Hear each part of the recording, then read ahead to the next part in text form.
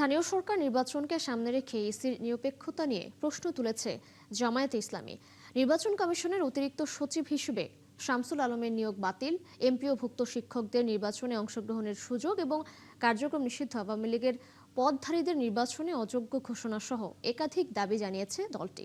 সাতক্ষীরা ৪ আসনের সংসদ সদস্যের বিষয়েও নিজেদের অবস্থান স্পষ্ট করেছে জামায়াত। বিস্তারিত ফারজান আক্তারের প্রতিবেদনে। বুধবার সকালে নির্বাচন কমিশন ভবনে আসেন জামায়াতের ৬ সদস্যের প্রতিনিধি দল। প্রায় ২ ঘন্টা বৈঠক করেন প্রধান নির্বাচন কমিশনার সহ পুরো কমিশনের সাথে। বৈঠক শেষে গণমাধ্যমে কথা বলেন জামায়াতের সেক্রেটারি জেনারেল মিয়া গোলাম পরোয়ার। তিনি বলেন, নির্বাচন কমিশনের অতিরিক্ত সচিব হিসেবে শামসুল আলমের নিয়োগ রাজনৈতিক বিবেচনায় হয়েছে। এই নিয়োগ স্থানীয় সরকার নির্বাচনের নিরপেক্ষতা ও গ্রহণযোগ্যতা নিয়ে প্রশ্ন তৈরি করবে। ইলেকশন কমিশন একটা constitutional body. Lily whipped Shea Mystic glowing body wash. Secret to ultimate glow. এখানে কোনো পলিটিক্যাল ব্যক্তির নিয়োগ যে কোনো নির্বাচনকে নিরপেক্ষ করার ব্যাপারে অন্তরা এবং বাধা।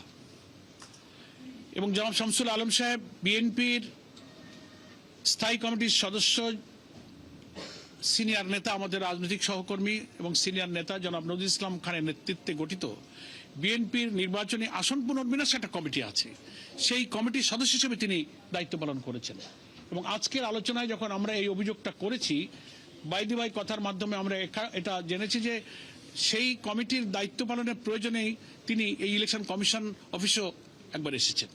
এমপিওভুক্ত শিক্ষকদের স্থানীয় সরকার নির্বাচনে অংশগ্রহণে বাধা দেওয়ার সিদ্ধান্তের তীব্র বিরোধিতাও করে জামায়াত। এমপিওভুক্ত শিক্ষক যারা, সেই শিক্ষকরা নির্বাচনে অযোগ্য হবেন, এভাবে তারা একটা রিকমেন্ডেশন এখানে তৈরি করেছেন। আমরা এটারও তীব্র আপত্তি জানিয়েছি।